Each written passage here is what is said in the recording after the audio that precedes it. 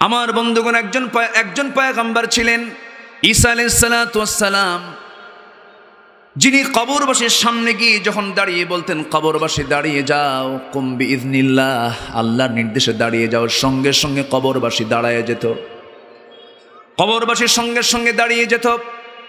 একদিন তিনি এক কবরবাসীকে যখন লক্ষ্য করে বললেন, কবরবাসী দাঁড়ায় গেছে, মুখ পেটের ভিতরে সাপ কামড়াচ্ছে, মুখ দিয়ে রক্তগুলো গড়ে গড়ে পড়তেছে। একজন প্রশ্ন করলেন, আল্লাহর নবী ঈসা আলাইহিস সালাতু ওয়াস সালাম, এই কবরবাসীর এই শাস্তি, জঘন্য শাস্তি কেন হচ্ছে, এর কারণটা কি? সঙ্গে সঙ্গে তিনি বললেন, শোনো, এই ব্যক্তিটা দুনিয়ার জিন্দেগিতে মারাত্মকভাবে সুদের কারবার করেছে। সুদের কারবার করা যাবে না, হারামের কোনো আরাম নাই, হারাম পন্থা অবলম্বন করে যেটাই করবেন তার মধ্যে কোনো আরাম পাবেন না।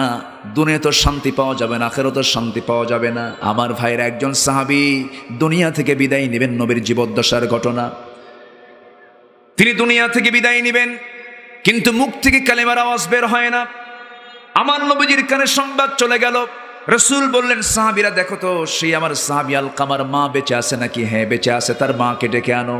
মাকে ডেকে এনে বলা হলো, আলকামার মা, আমার সাহাবী তো আমার প্রতি কোনোদিন বেয়াদবি করে নাই, আমার খুব অনুগত সাহাবী, কিন্তু মুখ থেকে কালেমার আওয়াজ কেন বের হচ্ছে না? আপনি কি তারপরে রাগ করেছেন নাকি? এবার আলকামার মার মনটা খারাপ হয়ে গেছে, বলতেছে, হ্যাঁ আমি আলকামার উপরে অসন্তুষ্ট আছি, আমি তাকে মাফ করব না। রাসূল একটাবার বললেন, ও আলকামার মা, আপনি যেহেতু সে মুমূর্ষ অবস্থা মারা যাবে, আপনি তাকে মাফ করে দেন না, আমি তাকে মাফ করতে পারবো না। আমার নবীজি আর কিচ্ছু বললেন না।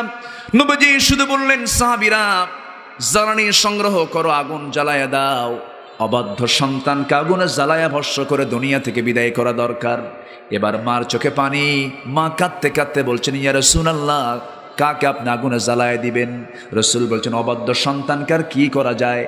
সঙ্গে সঙ্গে আলকামার মা বলছেন, যে সন্তানটার জন্য আমি 9টা মাস গর্ভধারণের যন্ত্রণা সহ্য করেছি, ডেলিভারির যন্ত্রণা সহ্য করেছি, 2টা বছর দুগ্ধ পানির কষ্ট সহ্য করেছি, এত কষ্ট করে তিলে তিলে সন্তানকে যে আমি বড় করেছি, আমার চোখের সামনে আগুনে জ্বালিয়ে ভস্ম করে দুনিয়া থেকে বিদায় হয়ে যাবে? না না, আমার সন্তান যত বেয়াদবি করেছে, সমস্ত বেয়াদবি আমি তার মা হয়ে ক্ষমা করে দিলাম।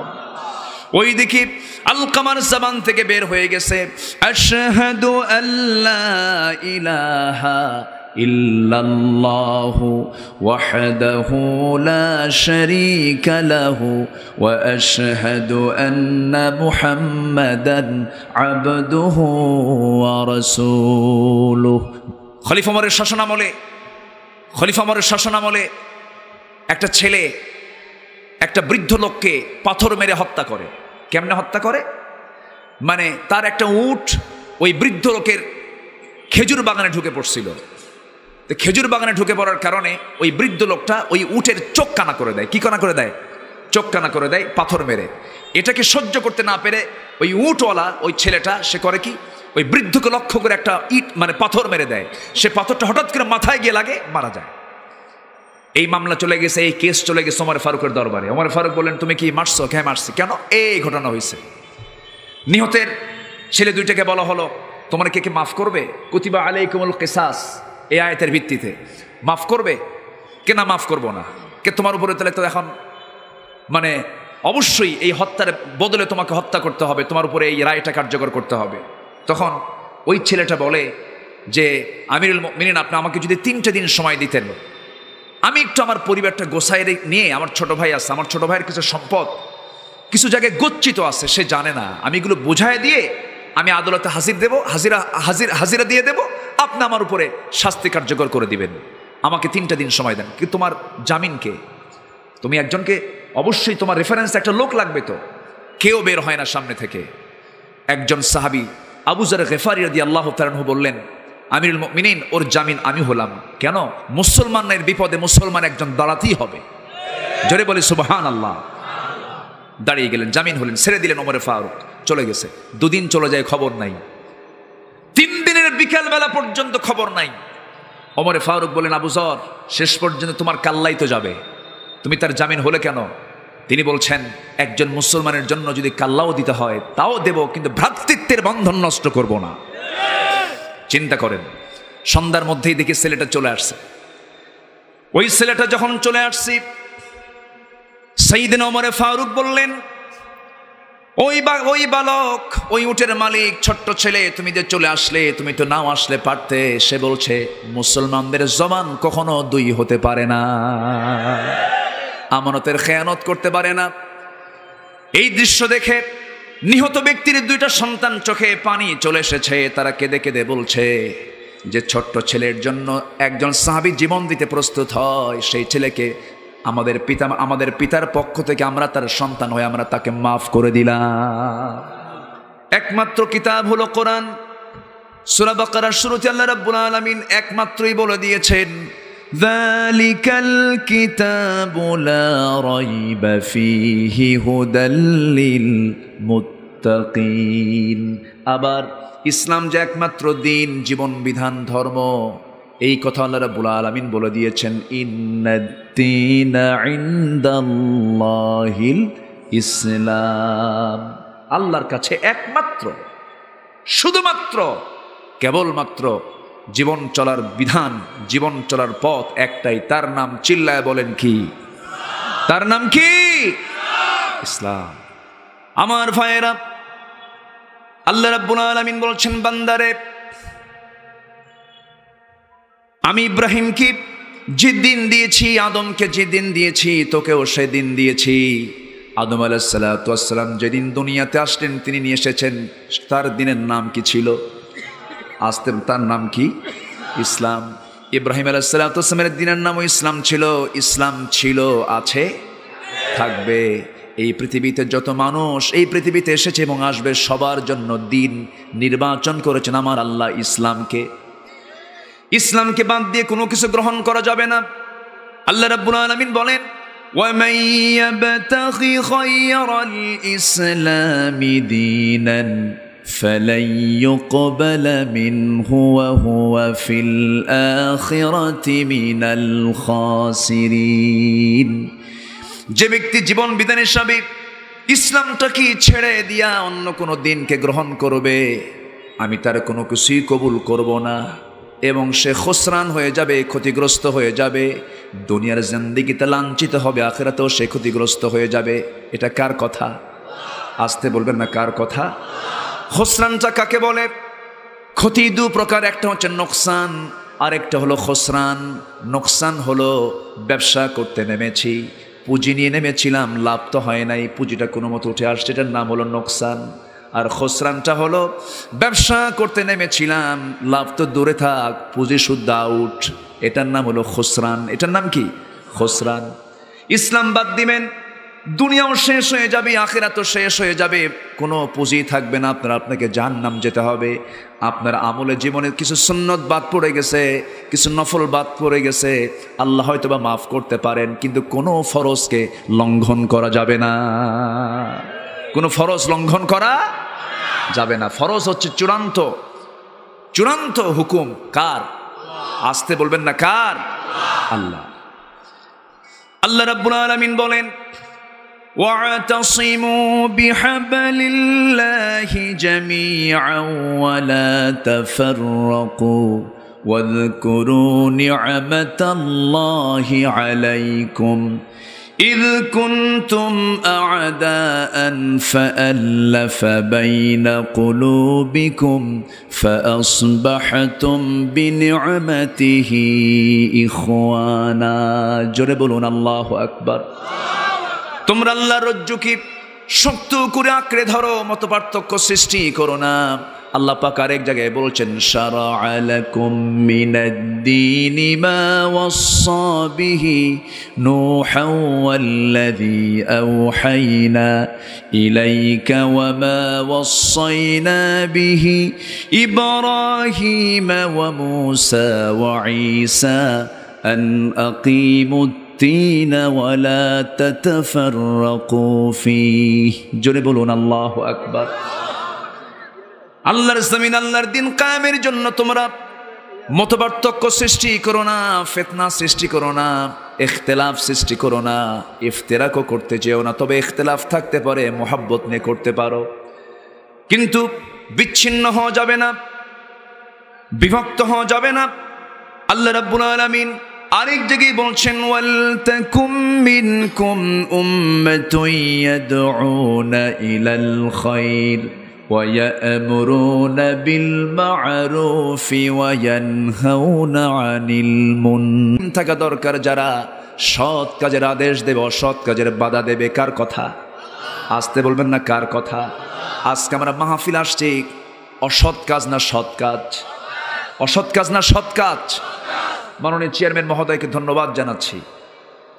উনি দুটো পয়েন্ট আমাকে বলেছেন, আমি বলবো এই কথাগুলো। দুটো পয়েন্ট আমি কথা বলবো, উনি আমাকে একটু নাড়া দিয়েছেন, খুব গুরুত্বপূর্ণ দুটো কথা। তারপর আমাদের মুরব্বী, উনি অসুস্থ, আমি দোয়া করি তার জন্য, আল্লাহ তুমি তাকে শাফায়ে কামেলা আজেলা দান করো। আল্লাহ তুমি তাকে দ্বীনের খেদমতে আঞ্জাম দেওয়ার তৌফিক দিয়ে দাও। সম্মানিত ভাইয়েরা, সম্মানিত বন্ধুগণ, আমরা মুসলমান, এই চেতনা যদি আমাদের লালন হয়, কোনো হিংসা থাকবে? কোনো হিংসা থাকবে? হিংসা থাকবে না। আমরা হিংসা মুক্ত হব, জোরে বলি ইনশাআল্লাহ। হিংসা মুক্ত জীবন গড়লে কোনো গন্ডগোল হবে না। আমরা ইখতিলাফ থাকুক, কিন্তু আমরা বিচ্ছিন্ন হব না, মারামারি কাটাকাটিতে যাব না, ফিতনা ফাসাদ সৃষ্টি করব না। এগুলো শয়তানের কাজ। কার কাজ? শয়তানের কাজ। এটা ভালো কাজ, ভালো উদ্যোগ নিয়েছে মাহফিল, এটা সৎ কাজ। যাত্রা, যাত্রা কি কাজ বলো? এটার অপোজিট হচ্ছে যাত্রা। যাত্রাতে ওয়াজ হয় না নাচ হয়? ওয়াজ হয় না নাচ হয়? এরকমই কিন্তু মঞ্চ সাজায়, এরকম মাইক নিয়ে আসে, মাইকম্যান আসে, লোকজন আসে, ওঠো মজলিস, ওঠো বৈঠক, ওখানে লোকজন আসে। তাহলে যাত্রা হলে সৎ কাজ না অসৎ কাজ? আর মাহফিল হলে সৎ কাজ। তাহলে ভালো কাজ ভালো চালু করতে হবে, মন্দ বন্ধ করতে হবে। এটা কার কার হুকুম? আসতে বলবেন না কার হুকুম?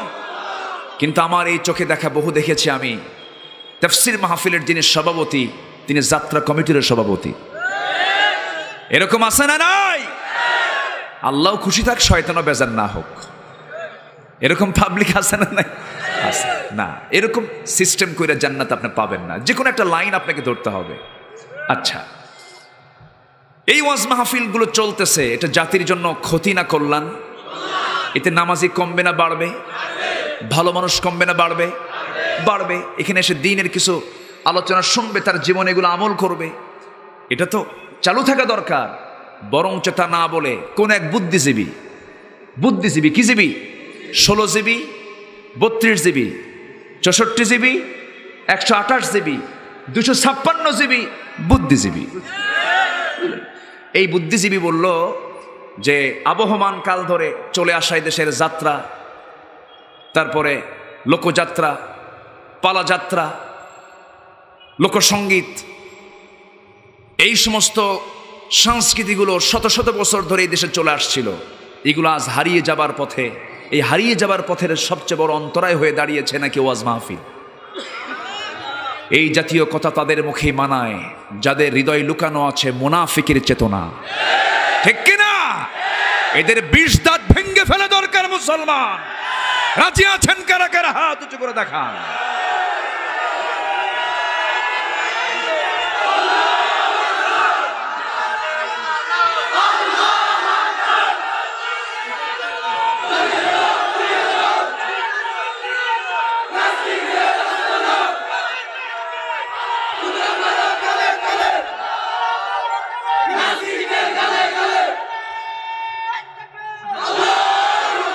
সম্মানিত ভাইয়েরা, সম্মানিত ভাই সব, আমাকে গালি দিলে সমস্যা নাই, আমার বাপকে গালি দিলেও সমস্যা নাই। রাসূলকে নিয়ে বাজে কথা বলার মতো দুঃসাহস দেখিয়েছে এমন কিছু আমার দেশের নাগরিক আছে না নাই? আছে না নাই? আছে।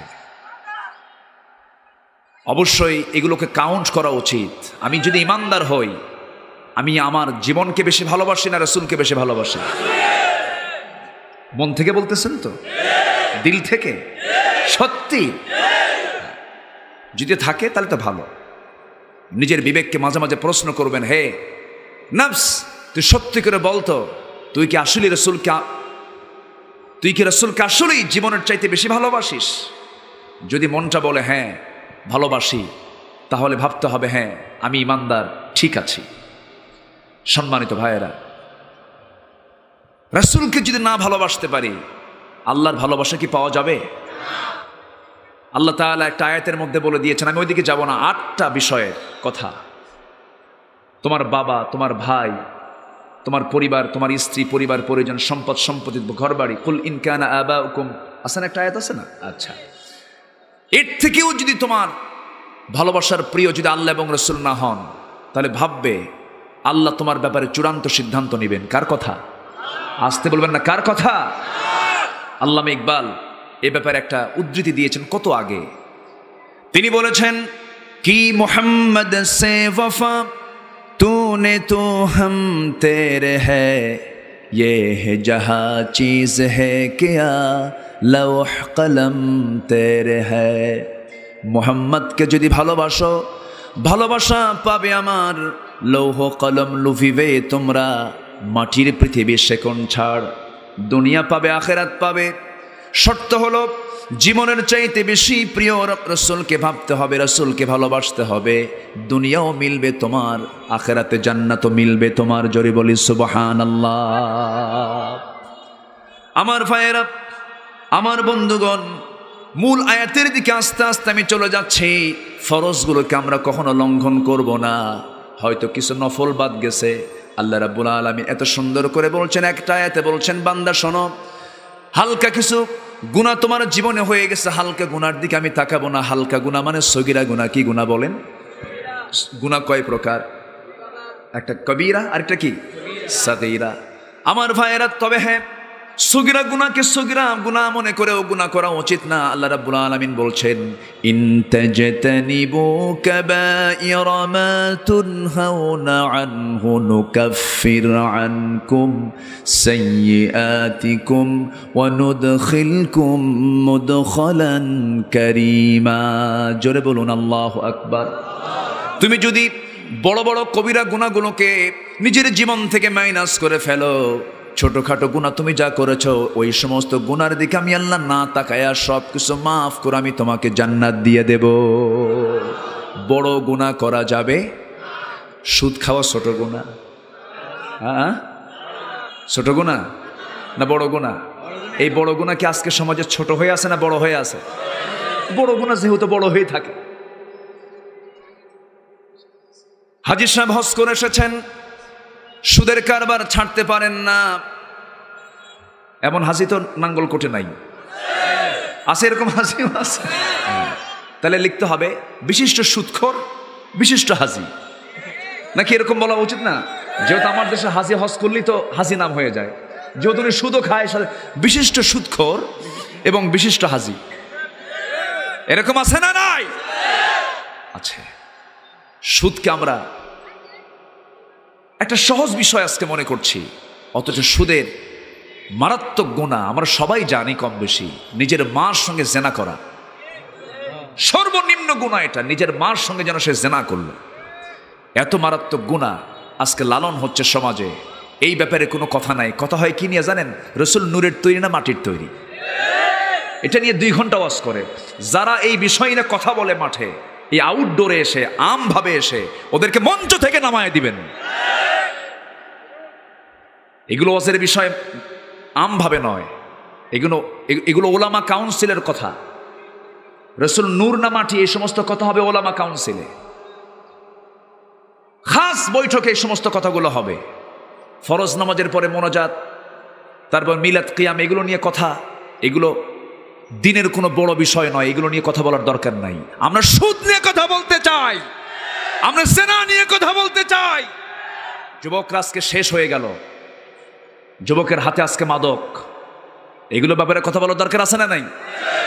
আজকে যুবকদের চরিত্র শেষ হয়ে যাচ্ছে। ইউসুফের যে চরিত্র হবে ইউসুফের, আজকে যুবকদের মধ্যে সেই ইউসুফের চরিত্র নাই। কেন, কি জন্য? এগুলোর কারণ বের করার দরকার আছে না নাই? আছে। কষ্ট পাচ্ছেন আপনারা? আমরা আগে সুন্নত দেখব না ফরজ দেখব? ফরজ। আল্লাহ বলছেন, আল্লাহ রাব্বুল আলামিন বলেন, যে বান্দার ভিতরে 2টা দিক আমি দেখতে পাবো, তাকে আমি জাহান্নামের ভিতরে কিছু গর্ত আল্লাহ রাব্বুল আলামিন রেখে দিয়েছেন। জাহান্নাম তো আছেই, তার মধ্যে গর্ত রেখেছেন কে? ওয়াইল নামক একটা গর্ত আছে। ওয়াইলুল লিকুল্লি হুমাযাতিল লুমাযাহ আল্লাযী জামা'a মালান ওয়া আদ্দাদাহ ইয়াহসাবু আন্না মালাহু আখলাদাহ। কিসের সূরা? কি সূরা বলেন? হুমাযা। আমার ছোট্ট একটা ভাতিজি আছে, সে বলে, চাচু এই সূরায় এত দাদার কথা কেন? এই সূরার মধ্যে দাদা আছে না? ওয়াইলুল লিকুল্লি হুমাযাতিল লুমাযা আল্লাযী জামা'a মালান ওয়া আদ্দাদা ইয়াহসাবু আন্না মালাহু ফি আমাদিন। সব কি ওর মধ্যে ঢুকছে যে দাদা কেন? বলছে এত দাদা আছে। চাচ্ছ তুমি একটু নানার সূরা বের করো তো, নানা কোথায় আছে? কি কথা কি বুঝতেছে? কিন্তু আসলে কি এটা দাদার সূরা? চরম ভয়ঙ্কর সূরা, এটা চরম ভয়ঙ্কর সূরা। আল্লাহ পাক ওয়াইল নামক গর্ত তাদের জন্য রেখে দিয়েছেন যারা সামনে পেছনে মানুষের যারা গীবত শিকায়াত করে। এরকম লোকের তো অভাব খুব দেশে আমার। এরকম লোক কম না বেশি? নামাজ পড়তেছে, রোজা রাখতেছে, কিন্তু গীবত শিকায়াত করে। আছে না নাই? চার দোকান তো আছেই মাশাআল্লাহ, আছে না নাই? চা খায় আর কয় জানো ও না এই কাজটা করছে, তুমি কোন কসু করছো? এরকম লোক আছে না? আর এখন তো মাশাআল্লাহ ফেসবুক তো আছেই, কিছু হইলেই বেশি কইলে কিন্তু ফেসবুকে দিয়ে দেব। ওদের তো কোনো শরম টরম নাই, ওদের বইয়ের ছবি ফেসবুকে দিয়ে দেয়। নতুন বিয়ে কইরা বউকে সুন্দর করে ছবি তুলে ফেসবুকে দিয়ে বলে, ভাই দেখো তো আমার বউটা দেখতে কেমন, সবাই মিলে জামাতের সঙ্গে দেখি। এরকম বেকুব কিছু আছে না নাই? আচ্ছা, কোনো গীবত শিকায়াত করব না, পরনিন্দা পরচর্চা করব না, রাজি আছেন সবাই? জিহ্বার লাগাম ধরবো। জিহ্বার কি ধরবো? জিহ্বাকে কন্ট্রোল করব। আল্লাহ আমার জন্য জান্নাত আমার হাতে দিয়ে দিবেন। যার জিহ্বা কন্ট্রোল নাই তার জন্য জান্নাত নাই। জিহ্বাকে কন্ট্রোল করতে হবে। কথা কম বলবো আমরা। কথার পরিমাণ বেশি হবে না কম হবে? কম হবে। একটা হাদিসের কথা মনে হলো আমার। ইদা আসবাহা ইবনে আদম, যখন কোনো বান্দা সকালবেলা করে, ফাইনাল আ'দা কুল্লা শাইইন তাকফুরুল লিসান, প্রত্যেক অঙ্গ প্রত্যঙ্গ, মাথা থেকে পা পর্যন্ত শুরু করে সমস্ত অঙ্গ প্রত্যঙ্গগুলো সবাই মিলে সকালবেলা জিহ্বার কাছে এসে প্রশ্ন করতে থাকে, হে জিহ্বা শোনো, আমরা তোমার বডি, আমরা তোমার হাত, আমরা তোমার পা, আমরা তোমার চোখ, তুমি হলে আমাদের সেন্টার। তুমি জিহ্বা যদি ঠিক থেকে যাও আমরা ঠিক থেকে যাব, তুমি জিহ্বা যদি বেঠিক হয়ে যাও আমরা বেঠিক হয়ে যাব। ফাইন ইস্তাকামতা ইস্তাকামনা ওয়া ইন ওয়াজাজতা ওয়াজাজনা, তুমি ঠিক থাকবে আমরা ঠিক থাকবো, তুমি বেঠিক হবে আমরা বেঠিক হয়ে যাব। এই জন্য আমরা জিহ্বাকে ঠিক রাখবো, জোরে বলি ইনশাআল্লাহ। জিহ্বা না ঠিক রাখলে পরে আল্লাহ রাব্বুল আলামিন একটা গর্ত দিবেন, সে গর্তের নাম কি বলেন? ওয়াইলুল লিকুল্লি হুমাযাতিল লুমাযা। এই একটা গর্ত।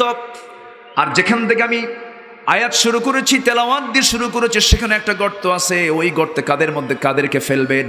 আল্লাহ রাব্বুল আলামিন বলেন, ফাখালাফা মিন বা'দিহিম খালফুন আদাউস সালাহ ওয়াত্তাবাউশ শাহাওয়াতি ফাসাউফা ইয়ালকাউনা গায়্যা। যে সমস্ত বান্দারা নামাজকে ভঙ্গ করবে, নামাজকে নষ্ট করে ফেলবে এবং প্রবৃত্তির যে দাস হয়ে যাবে, নফসের যে তাবেদারি করবে, এই দুইটা বদগুণ যার মধ্যে থাকবে, আমি আল্লাহ রাব্বুল আলামিন অচিরেই তাকে গাই নামক দোজকের গর্তে ঢুকাবো। সেই গর্তের নাম হলো গাই। গর্তের নাম কি? আবার বলেন, গর্তের নাম কি? গাই। যে গাই গর্তকে, যে কেফকে, যে গর্তকে জাহান্নাম নিজে ভয় পায়, জাহান্নাম নিজেই ভয় পায়, জাহান্নাম পর্যন্ত ভয় পায়। এই গর্তকে, ওই গর্তের মধ্যে ফেলানো হবে দুটা কাজকে যারা অবহেলা, দুটা কাজ যারা করবে, একটা হচ্ছে নামাজ যারা নষ্ট করে ফেলবে, আর নফসের যারা দাসত্ব করবে। তাফসীরে কুতুবের ভিতরে এসেছে, যাদের মধ্যে 6টা কাজ অনুষ্ঠিত হবে তারাও এই জাহান্নামের গাই নামক গর্তের মধ্যে তারা প্রবিষ্ট হবে। কয়টা কাজ করলে? বলেন কয়টা কাজ? 6টা কাজ। শুনবো না আমরা? জোরে বলি ইনশাআল্লাহ, আরো জোরে বলি ইনশাআল্লাহ। 6টি কাজ যার মধ্যে থাকবে, আল্লাহ পাক শুধু জাহান্নামই তাকে দিবেন না, জাহান্নামের একটা গর্তের মধ্যে তাকে ঢুকাবেন, যে গর্তকে জাহান্নাম নিজে ভয় পায়। কত মারাত্মক এবং ভয়াবহ সেই জাহান্নাম সবার সামনে আসে না নাই? সেই জান্নাতে সবার সামনে আসে না নাই? কিন্তু আমরা কি জাহান্নাম পেতে চাই না জান্নাত পেতে চাই? নামাজ পড়বো না নামাজ ছেড়ে দেব? বলেন, নামাজ পড়বো না নামাজ ছেড়ে দেব? নফসের গোলাম হব না আল্লাহর গোলাম হব? নফসের গোলাম না আল্লাহর গোলাম? আল্লাহর গোলাম হব। আমার ভাইয়েরা, 6 ধরনের কাজ যারা করবে তাদেরকে আল্লাহ রাব্বুল আলামিন শুধু জাহান্নামই দিবেন না, জাহান্নামের মধ্যে স্পেশাল আরো জঘন্য জায়গা গর্ত, গাই নামক গর্তের মধ্যে ঢুকাবেন। নাম্বার 1 হলো যে জেনাকার জেনা করতে করতে পেকে গেছে, শাইখুজ জানি। যে জেনাকার জেনা করতে করতে নিজেকে পাকিয়ে ফেলেছে, বয়স্ক জেনাকার, বৃদ্ধ জেনাকার আছে না নাই? এরকম জেনাকার আমার দেশে আছে না নাই? আছে। যুবক জেনা করেছে, তার শাস্তিও কিন্তু লঘু। যুবক অবিবাহিত জেনা করেছে, তার জন্য মিআতা জালদা, 100 দৌড়ার ব্যবস্থা কে করেছেন? আল্লাহ করেছেন। কিন্তু বিবাহিত কোনো যুবক যদি, বিবাহিত কোনো পুরুষ যদি জেনা করে, তার শাস্তি কি ছোট না বড়? শুধু কি বড় না অনেক বড়? তাহলে অনেক বড় যদি তার শাস্তি হয়, তাহলে অপরাধটাও কি ছোট না বড়? বড়। আল্লাহ রাব্বুল আলামিন বলেন এই জেনার শাস্তি হলো এত মারাত্মক, এই পৃথিবীতে বেঁচে থাকার তার কোনো অধিকার থাকতে পারে না। আল্লাহ রাব্বুল আলামিন তাকে সেই দিনও জাহান্নাম, শুধু জাহান্নাম দিবেন না, তাকে গাই নামক সেই গর্তের মধ্যে ঢুকাবেন। নাম্বার 2 হলো যে মদ্যপান করতে করতে পেকে গেছে, চোখ লাল বানায় ফেলছে, দেখলেই তো টের পাওয়া যায় মদ খাওয়া লোক। টের পাওয়া যায় না? যে মদ খায় তার চেহারা এটা ফুটে ওঠে, বালা মান কাসাবা সাইয়্যাতাও ওয়া আহাতাত বিহি খাতিআতুহু। তুমি পাপ করবা, পাপ তোমাকে ঘেরাও করে ফেলবে। যে বিড়ি খায়, ঠোঁটে টের পাওয়া যায় কিনা বলেন? যে বিড়ি খায় তার চিহ্ন কোথায় আছে? যে মদ খায় তার চিহ্ন কোথায় আছে? চোখে। যে পাপ করবে, পাপ তার চেহারায় ফুটে উঠবে। বিড়ি খাওয়া কি? আচ্ছা, বিড়ি কি ডান হাতে খাওয়া যায় না বাম হাতে খাওয়া যায়? হ্যাঁ, কিছুই তো কর না আপনারা। একটু হেকমতান প্রশ্ন করলাম। আমাদেরকে মাঝে মাঝে প্রশ্ন করে, হুজুর বিড়ি খাওয়া কি? মানে ওনার লক্ষ্য হলো দেখি তো কোনো মতো জায়েজ করে নেওয়া যায় নাকি। এই প্রশ্ন করার দরকার কি? বিড়ি, আমি বরিশাল ভোলা থেকে মাহফিল করে বরিশালের উদ্দেশ্যে যাচ্ছিলাম, ফেরিতে চড়েছি আমি। দেখি এক চাচা ঠিক নদীর মাঝখানে টুলের উপরে বসে পার উপরে পা তুলে দিয়ে সামনের নদীর ঢেউগুলো দেখতেছে, মানে উত্তাল তরঙ্গ দেখছে। আর এত সুন্দর করে সে মনোযোগ দিয়া ওগুলো দেখতেছে, আর এত সুন্দর করে বিড়ি টানতেছে। বিড়ি টান দেখে মনে হলো যে 16 বছরের তাগড়া জুয়ান। তো বললাম, চাচা আপনি এই বুড়া বয়সে এরকম করে টানতেছেন, তো এটিকে ছেড়ে দেওয়া যায় নাকি? বাবা বুঝবা না, বিড়ি হলো উন্নতির সিঁড়ি, বুঝলে? প্রতি টানে তৃপ্তি আনে। যেরকম নাউজুবিল্লাহ। খাবেন না, এগুলো খাওয়া যাবে না। সকল নেশা হারাম। কে করেছেন? আসতে বলেন না, কে করেছেন? পান খান, পানের মধ্যে কোনো আপত্তি নেই, পান আপনি খেতে পারেন, পান খেতে কোনো আপত্তি নেই। যারা বুড়ো হয়ে গেছেন, বুড়োর মুখে জিব্বাটা কি বলে, ঠোঁটটা যদি লাল না হয় তাহলে কেমন হলো? আপনি পান খান, সমস্যা নাই। কিন্তু পানের সাথে আবার হাকিমপুরি রাহমাতুল্লাহ আলাইহি কেন? এখানে কথা আছে না নাই? আছে। হাকিমপুরিতে যে পাতা বিড়ির ভিতরেও সেই পাতা, যেটাই লাউ সেটাই কুদু। হ্যাঁ, ভাবতেছেন যে শুধু আমি সাধারণ লোককে বললাম, আমি আলেমদের উদ্দেশ্য কথাগুলো বলে দিলাম। হ্যাঁ, এগুলো করবেন না। সকল নেশা থেকে আল্লাহ পাক জাতিকে হেফাজত করুন। জোরে বলি আমিন। নামাজ আছে যেখানে নেশা নাই, নামাজ আছে যেখানে নেশা নাই, সেখানে নামাজের সাথে নেশার কোনো সম্পর্ক থাকবে না। কষ্ট হচ্ছে আপনাদের?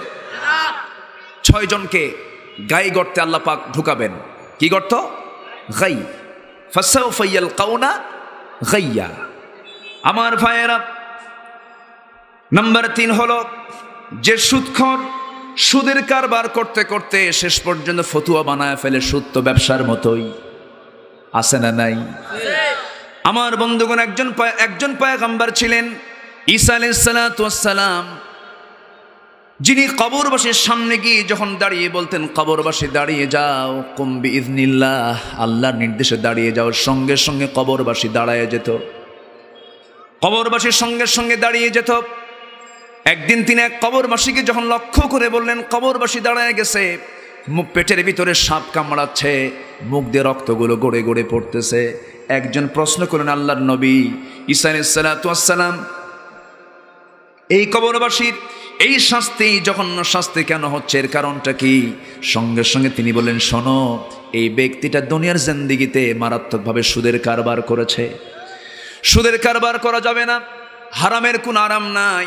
হারাম পন্থা অবলম্বন করে যেটাই করবেন তার মধ্যে কোনো আরাম পাবেন না। দুনিয়া তো শান্তি পাওয়া যাবে না, আখিরাতেও শান্তি পাওয়া যাবে না। নাম্বার 4 হলো, যে সন্তান পিতামাতার সেবা থেকে বঞ্চিত, যে সন্তান পিতামাতার সেবা করতে চায় না, পিতামাতার দিকে খেয়াল করতে চায় না, কিন্তু আল্লাহ রাব্বুল আলামিন পিতামাতার দিকে খেয়াল করার যে হুকুমটা দিয়েছেন, সুন্নাত হুকুম না ফরজ হুকুম? আসতে বলুন, সুন্নাত হুকুম না ফরজ হুকুম? আজকে আপনারা যারা আসছেন, এই হুকুমগুলো যদি মেনে চলতেন, আজকে চেয়ারম্যান সাহেবের এই কথাগুলো বলা লাগতো না। তিনি আমাকে রিপোর্ট করেছেন, শুধু এই ইউনিয়ন কেন, হয়তো বলবেন হুজুর আমাদের দুর্নাম চেয়ারম্যান সাহেব করলো। শুধু এই ইউনিয়ন না, গোটা দেশের জাতীয় সমস্যা আজকে সবচেয়ে বড় সমস্যা হলো বড় বড় শিক্ষিতের পরিবারে। ধানমন্ডি চলে যান, বাড়িধারায় চলে যান, ডিওএইচএস চলে যান, সেই বড় বড় গুলশান বাড়িধারার দিকে চলে যান, ওই সমস্ত এলাকার কোনো বাড়িতে বুড়ো মানুষ ম্যাক্সিমাম পাবেন না।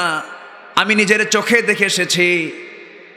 কিছু বৃদ্ধাশ্রমে মাঝে মাঝে আমি সফর করি, যাই, গিয়েছিলাম গত বছর কাপাসিয়াতে একটা বৃদ্ধাশ্রম আছে, সেখানে গিয়েছি, যে দেখি কিছু বুড়া মানুষ সেখানে একা একা পড়ে আছে।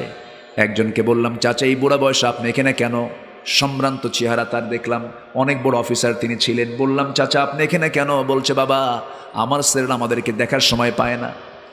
কেন সময় পায় না? কি করে তারা? বড় বড় ডাক্তার, তারা বড় বড় কর্মকর্তা, তারা কোথায় তাদের বাড়ি? এই সমস্ত ভিআইপি এলাকার বাড়ির কথা তারা বললেন। আমি তাকে বললাম, চাচা আপনার প্রতিক্রিয়া কি? বলতেছে, বাবা জীবনে একটাই ভুল করেছি, বাচ্চাদেরকে আমি কোরআন শিখাই নাই। দ্বীনের শিক্ষা যদি দিতাম, কোরআনের শিক্ষা যদি দিতাম, আমি কসম করে বলতে পারি, হলফ করে বলতে পারি, গোটা দেশের কোনো বৃদ্ধাশ্রমে, গোটা পৃথিবীর কোনো বৃদ্ধাশ্রমে দেখতে পাবেন না যে একটা আলেমের বাবা সেখানে আশ্রয় নিয়েছে। কোথাও খুঁজে পাওয়া যাবে? যাবে না, কোথাও খুঁজে পাওয়া যাবে না। অতএব যে শিক্ষার ভিতরে মানবতার শিক্ষা নাই, পিতামাতার প্রতি সম্মান শ্রদ্ধার শিক্ষা নাই, সেই শিক্ষা কোনো শিক্ষা নয়।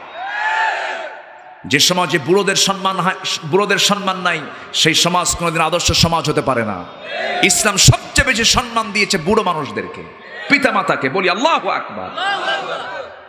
সম্মানিত ভাইয়েরা, বাড়ি যখন করব আমরা, আগে নিজের বেডরুম না বাপ মার বেডরুম?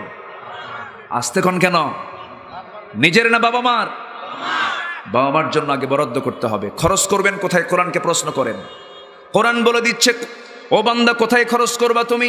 ইয়াসআলুনাকা মাযা ইউনফিকুন কুল মা আনফাকতুম মিন খায়রিন ফালিল ওয়ালিদাইনি ওয়াল আকরাবিন। খরচের যতগুলো খাত আছে, এর মধ্যে 1 নাম্বার খাত হলো তোমার জন্য খরচ করতে হবে তোমার বাপ মার জন্য। কে হুকুম দিয়েছেন? আসতে বলবেন না, কে দিয়েছেন? আমার ভাইয়ের একজন সাহাবী দুনিয়া থেকে বিদায় নেবেন, নবীর জীবদ্দশার ঘটনা। তিনি দুনিয়া থেকে বিদায় নেবেন, কিন্তু মুখ থেকে কালেমার আওয়াজ বের হয় না। আমার নবীজির কানে সংবাদ চলে গেল। রাসূল বললেন, সাহাবীরা দেখো তো, সেই আমার সাহাবী আলকামার মা বেঁচে আছে নাকি? হ্যাঁ বেঁচে আছে। তার মাকে ডেকে আনো। মাকে ডেকে এনে বলা হলো, আলকামার মা, আমার সাহাবী তো আমার প্রতি কোনোদিন বেয়াদবি করে নাই, আমার খুব অনুগত সাহাবী, কিন্তু মুখ থেকে কালেমার আওয়াজ কেন বের হচ্ছে না? আপনি কি তার উপরে রাগ করেছেন নাকি? এবার আলকামার মার মনটা খারাপ হয়ে গেছে, বলতেছে, হ্যাঁ আমি আলকামার উপরে অসন্তুষ্ট আছি, আমি তাকে মাফ করব না। রাসূল একটাবার বললেন, ও আলকামার মা, আপনি যেহেতু সে মুমূর্ষু অবস্থা মারা যাবে, আপনি তাকে মাফ করে দেন না, আমি তাকে মাফ করতে পারবো না। আমার নবীজি আর কিচ্ছু বললেন না। নবীজি শুধু বললেন, সাহাবীরা জ্বালানি সংগ্রহ করো, আগুন জ্বালায়া দাও। অবাধ্য সন্তানকে আগুনে জ্বালায়া ভস্ম করে দুনিয়া থেকে বিদায় করা দরকার। এবার মার চোখে পানি, মা কাঁদতে কাঁদতে বলছেন, ইয়া রাসূলুল্লাহ, কাকে আপনি আগুনে জ্বালায় দিবেন? রাসূল বলছেন, অবাধ্য সন্তানকে আর কি করা যায়? সঙ্গে সঙ্গে আলকামার মা বলছেন, যে সন্তানটার জন্য আমি 9টা মাস গর্ভধারণের যন্ত্রণা সহ্য করেছি, ডেলিভারির যন্ত্রণা সহ্য করেছি, 2টা বছর দুগ্ধ পানের কষ্ট সহ্য করেছি, এত কষ্ট করে তিলে তিলে সন্তানকে যে আমি বড় করেছি, আমার চোখের সামনে আগুনে জ্বালিয়ে ভস্য করে দুনিয়া থেকে বিদায়ী হয়ে যাবে, না না, আমার সন্তান যত বেয়াদবি করেছে সমস্ত বেয়াদবি আমি তার মা হয়ে ক্ষমা করে দিলাম। ওই দেখি আলকামার জবান থেকে বের হয়ে গেছে, আশহাদু আল্লা ইলাহা ইল্লাল্লাহু ওয়াহদাহু লা শারীকা লাহু ওয়া আশহাদু আন্না মুহাম্মাদান আবদুহু ওয়া রাসূলুহু। বউ আগে না মা আগে? অনেকে চিন্তায় পড়ছে, হুজুর কি কই বাড়িতে যায় কি কব, বউ আগে না মা আগে? আচ্ছা, এগুলো ওয়াজ কি করার দরকার আছে না? এই ওয়াজ করলে অন্তত চেয়ারম্যান সাহেবের উপকার হবে, ওনার দরবার কমে যাবে, ঠিক আছে না? বউ আগে না মা আগে? অনেকে বউ আগে কইছে, ভয় কইছে মনে হয়, মাটা আগে। তবে মাদের ভিতরে যারা শাশুড়ি হন, শাশুড়ির একজনের মুখ থেকে 2 রকমের কথা বের হয় অনেক সময়। দেখেন কেমনে হয়, মেয়েকে বিয়ে দিয়েছে জামাইয়ের কাছে, আবার ছেলেকে বিয়ে দিয়েছে কি বউয়ের কাছে, মানে ছেলের হলো বউ আর মেয়ের হলো কি জামাই। এলাকায় তো এরকমই বলে নাকি, না কি বলে? মেয়েকে বিয়ে দিয়েছে হলো জামাইয়ের কাছে, তো বলতেছে আমার জামাইটা এত ভালো, এত ভালো আমার জামাই, আমার মেয়েকে সে দারুণ ভালোবাসে, আমার মেয়ে যা বলে তাই শোনে আমার জামাই। দেখছেন কত ভালো, আমার মেয়ে যা বলে তাই শোনে, এমনকি আমার মেয়ের গায়ের জামা পাজামা এগুলো ধুয়ে দেয়, এত খেদমত করে। কিন্তু আর কি বলি, আমার ছেলেটা মানুষ হলো না, আমার ছেলেটা শুধু বইয়ের কথাই শোনে। কন্ত কথা কি 2 জন করলো না 1 জন কইল? এটা কি ইমানদারের কথা না মুনাফিকি কথা? কন্ত বলেন তো কি কথা? মুনাফিকি কথা না? তাহলে একই মানুষ মেয়ের ক্ষেত্রে দিল এক বক্তব্য, ছেলের ক্ষেত্রে দিল আরেক বক্তব্য। বক্তব্য কি 2 করা দরকার না 1 করা দরকার? তাহলে 1 করলে কি আর গন্ডগোল হয়?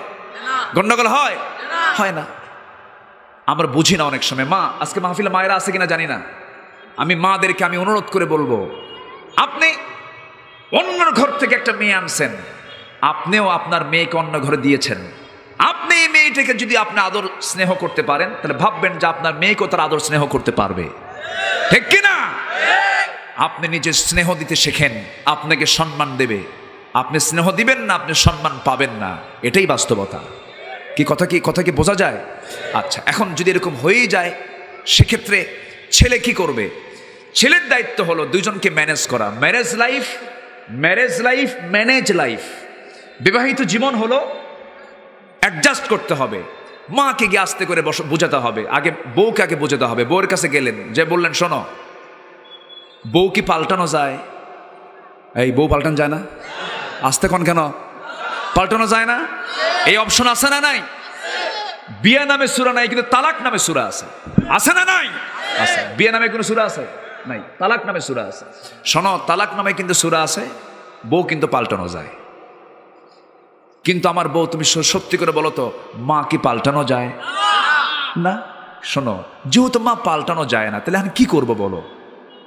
তুমি একটু ধৈর্য ধরো। মা তো একটাই আমার, মা তো আর জীবনে 2টা হয় না, মা তো একটাই। এটা বউকে বুঝালেন। এবার মার কাছে এসে বললেন, মা শোনো, তোমাকে আমি ডাক দিতে, আমার মুখ থেকে মা ডাকটা শুনতে তোমার কত ওয়েট করতে হয়েছে। আমি পেটের মধ্যে ছিলাম, কত লাথি ঘুতা মারছে তোমার পেটে, তোমার কলিজায় 9 মাসে 4500 বার ঘুতা মেরেছি।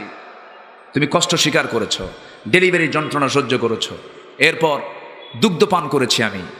2 বছর ডাকি না, তোমাকে ডাকতে পারি না। 2 বছর পর আমি যেদিন তোমাকে মা বলে ডেকেছি, তোমার কেমন লাগছে? খুব ভালো, খুব আনন্দ, মা বাবা খুব আনন্দ পাইছি। তাই যদি হয়, আমার বউটা প্রথম দিনে সেই তোমার আম্মা কয়ে ডাকে, তুমি খুশি হও না কেন? কি কথা কি বোঝেন না? এইভাবে একটু ওয়াজ করবেন, ওয়াজ করলে ঠিক হয়ে যাবে। জোরে বলি ইনশাআল্লাহ। রাগারাগি করা যাবে, কোনো গোস্বা করা যাবে না। নাম্বার 5 হচ্ছে, নাম্বার 3 হলো, আমরা কি বললাম, যে সন্তান পিতামাতার সঙ্গে নাফরমানি করবে তার জন্য কি গর্ত আছে বলেন? সেই গর্তের নাম কি মুখস্থ করে যান? ফাসাফা ইয়ালকাউনা গাইয়া। গাই নামক দোজকের গর্তে তাকে নিক্ষেপ করা হবে। নাম্বার 4 হলো যারা মিথ্যা, নাম্বার 5 হলো যারা মিথ্যা সাক্ষী দেবে। মিথ্যা সাক্ষী দেবার কারণে তাদেরকে গাই নামক দোজখের গর্তে দেওয়া হবে। মিথ্যা সাক্ষী তো আমার দেশে নাই, আসতে বলবেন না, ছেনে নাই। এমন সাক্ষীও বাংলার জমিনে খুঁজে পাওয়া যায়, এমন সময়ের কেস মামলা সেই সময় তার জন্মই হয় না সাক্ষীর, আছে না নাই? আবার আপনি মিথ্যা সাক্ষী দিবেন, মিথ্যা রায় দেবেন, তারও কিন্তু একটা রেজাল্ট আছে, যার রেজাল্ট বাংলার জমিনে হয়ে গেছে। যে রায়টা দিয়েছিল, সেই সমস্ত রায় যারা দিয়েছেন, যাদের মুখ থেকে রায় বের হয়েছে, তাদের বিরুদ্ধে আবার 11 বছরের সাজাও হয়ে গেছে। যারা রায় দেয় তাদের সাজাও হয়। এটাই তো বাস্তবতা। মিথ্যা নিয়ে থাকলে কেউ শান্তিতে থাকতে পারবো না। আমরা মিথ্যা ছেড়ে দেব। জোরে বলি ইনশাআল্লাহ, আরো জোরে বলি ইনশাআল্লাহ। আমরা ভ্রাতৃত্বের বন্ধন তৈরি করব। আমরা পরস্পর শত্রু না ভাই, বলেন পরস্পর শত্রু না ভাই। খলিফা ওমরের শাসনামলে একটা ছেলে একটা বৃদ্ধ লোককে পাথর মেরে হত্যা করে। কেমনে হত্যা করে? মানে তার একটা উট ওই বৃদ্ধ লোকের খেজুর বাগানে ঢুকে পড়ছিল। তো খেজুর বাগানে ঢুকে পড়ার কারণে ওই বৃদ্ধ লোকটা ওই উটের চোখ কানা করে দেয়। কি কানা করে দেয়? চোখ কানা করে দেয় পাথর মেরে। এটাকে সহ্য করতে না পেরে ওই উটওয়ালা ওই ছেলেটা সে করে কি, ওই বৃদ্ধকে লক্ষ্য করে একটা ইট মানে পাথর মেরে দেয়। সে পাথরটা হঠাৎ করে মাথায় গিয়ে লাগে, মারা যায়। এই মামলা চলে গেছে, এই কেস চলে গেছে ওমর ফারুকের দরবারে। ওমর ফারুক বললেন, তুমি কি মারছো? হ্যাঁ মারছি। কেন? এই ঘটনা হয়েছে। নিহতের ছেলে দুইটাকে বলা হলো, তোমরা কে মাফ করবে? কুতিবা আলাইকুমুল কিসাস, এই আয়াতের ভিত্তিতে মাফ করবে? কে না মাফ করবো না? কে তোমার উপরে তাহলে তো এখন মানে অবশ্যই এই হত্যার বদলে তোমাকে হত্যা করতে হবে, তোমার উপরে এই রায়টা কার্যকর করতে হবে। তখন ওই ছেলেটা বলে যে, আমিরুল মুমিনিন, আপনি আমাকে যদি 3টে দিন সময় দিতেন, আমি একটু আমার পরিবারটা গোছায় নিয়ে, আমার ছোট ভাই আছে, আমার ছোট ভাইয়ের কিছু সম্পদ কিছু জায়গায় গচ্ছিত আছে, সে জানে না, আমি এগুলো বোঝায় দিয়ে আমি আদালতে হাজিরা দিয়ে দেব, আপনি আমার উপরে শাস্তি কার্যকর করে দিবেন। আমাকে 3টা দিন সময় দেন। কিন্তু তোমার জামিনকে, তুমি একজনকে অবশ্যই তোমার রেফারেন্স একটা লোক লাগবে। তো কেউ বের হয় না সামনে থেকে। একজন সাহাবী আবু যর গিফারী রাদিয়াল্লাহু তাআলা আনহু বললেন, আমিরুল মুমিনিন, ওর জামিন আমি হলাম। কেন? মুসলমানের বিপদে মুসলমান একজন দাঁড়াতেই হবে। জোরে বলি সুবহানাল্লাহ। দাঁড়িয়ে গেলেন, জামিন হলেন, ছেড়ে দিলেন ওমর ফারুক। চলে গেছে 2 দিন, চলে যায়, খবর নাই। 3 দিনের বিকালবেলা পর্যন্ত খবর নাই। ওমর ফারুক বলেন, আবু যর, শেষ পর্যন্ত তোমার কাল্লাই তো যাবে, তুমি তার জামিন হলে কেন? তিনি বলছেন, একজন মুসলমানের জন্য যদি কাল্লাও দিতে হয় তাও দেব, কিন্তু ভ্রাতৃত্বের বন্ধন নষ্ট করব না। চিন্তা করেন, সন্ধ্যার মধ্যেই দেখি ছেলেটা চলে আসছে। ওই ছেলেটা যখন চলে আসছে, সাইয়েদনা ওমর ফারুক বললেন, ওই বালক, ওই উটের মালিক, ছোট্ট ছেলে, তুমি যে চলে আসলে, তুমি তো নাও আসলে পারতে। সে বলছে, মুসলমানদের জবান কখনো 2 হতে পারে না, আমানতের খেয়ানত করতে পারে না। এই দৃশ্য দেখে নিহত ব্যক্তির 2টা সন্তান চোখে পানি চলে এসেছে। তারা কেঁদে কেঁদে বলছে যে, ছোট্ট ছেলের জন্য একজন সাহাবী জীবন দিতে প্রস্তুত হয়, সেই ছেলেকে আমাদের পিতার পক্ষ থেকে আমরা তার সন্তান হয়ে আমরা তাকে মাফ করে দিলাম। কি প্রতিশোধ না ভালোবাসা? প্রতিশোধ না ভালোবাসা? এটাই তো মুসলমানদের ইতিহাস হওয়া কথা ছিল। মিথ্যা সাক্ষী মুসলমান দেবে, এটা কল্পনা করা যায়? আমরা মিথ্যা সাক্ষী দেব না, চেয়ারম্যান সাহেবের ঝামেলা কমে যাবে। জোরে বলি ইনশাআল্লাহ, জোরে বলি ইনশাআল্লাহ। আচ্ছা, নাম্বার 6 হলো যে নারী অপর সন্তানকে স্বামীর সন্তানে পরিণত করে। মানে কথাটা একটু ঘুরে ফিরে আসছে, যে নারী অপর সন্তানকে স্বামীর সন্তান হিসাবে পরিণত করে, চালিয়ে দেয়। অর্থাৎ জেনার কাজে যে নারী থাকে, অবৈধ সন্তান পেট ভাড়া করার কিছু সিস্টেম এখন আছে না নাই? এখন নব্য দুনিয়ার তো সংস্কৃতি পেট ভাড়া করা, এটা সম্পূর্ণ হারাম, ঠিক কিনা? সম্পূর্ণ হারাম। বিয়ের পূর্বেই বাপ হয়ে যায়, এমন আছে না নাই? কে? মেসি, তারপরে কি নাম, নেইমার, এরপর আরেকটা রোনালদো। এরা বিয়ে করে হলো 20 বছর পরে, আর বাপ হয় 20 বছর আগে। আর এদের মডেলগুলো আমাদের মুসলমান যুবকরা গ্রহণ করে। মাথার চুলগুলো কি মডেল? কে মেসি, তুমি কি নেইমার, তুমি কি কুত্তা, এগুলো আছে না নাই? ওগুলো আমার মডেল নয়। আমার মডেল হচ্ছেন মুহাম্মদ সাল্লাল্লাহু আলাইহি ওয়াসাল্লাম। আলাইহি ওয়াসাল্লাম। আল্লাহ তুমি সবাইকে বোঝার তৌফিক দিয়ে দাও। সবাইকে আমরা 5 ওয়াক্ত নামাজ পড়ি, সবাইকে 5 ওয়াক্ত নামাজ পড়ি। নামাজ 5 ওয়াক্ত আর ছেড়ে দেব না। কারা একটু হাত তুলে দেখেন তো, কারা কারা ছেড়ে দিবেন একটু হাত তুলে দেখেন। বলি ইয়া আল্লাহ, ইয়া রহমান, ইয়া রহিম, ইয়া হাইয়্যু, ইয়া কাইয়্যুম, আমাদেরকে 5 ওয়াক্ত সালাত আদায় করার তৌফিক তুমি আল্লাহ দিয়ে দাও। জোরে বলি আমিন, আরো জোরে আমিন। আল্লাহ রাব্বুল আলামিন বলেন, তবে হ্যাঁ ওই খাই নামক দোজখে আমি তাদেরকে ঢোকাবো না যারা 3টা কাজ করবে, তাদের প্রতি কোনো জুলুম হবে না। 3টা কাজ করবে যারা। কয়টা কাজ? এই 3টা কাজ আমরা শিখে যাই। এক কথাই বলে দিচ্ছি, ইল্লা মান তাবা ওয়া আমানা ওয়া আমিলা সালিহান ফাউলাইকা ইয়াদখুলুনাল জান্নাহ ওয়া লা ইউযলামুনা শাইআ। জোরে বলুন আল্লাহু আকবার। তবে হ্যাঁ যারা তাবা তওবা করবে, ওয়া আমানা ঈমান আনবে, ওয়া আমিলা সালিহান ভালো কাজ করবে, এই সমস্ত বান্দাগুলো পার্মানেন্ট জান্নাত পেয়ে যাবে। তাদের প্রতি কোনো জুলুম হবে না। জোরে বলি সুবহানাল্লাহ। এই 3টা কাজ আমরা করব। জোরে বলি ইনশাআল্লাহ।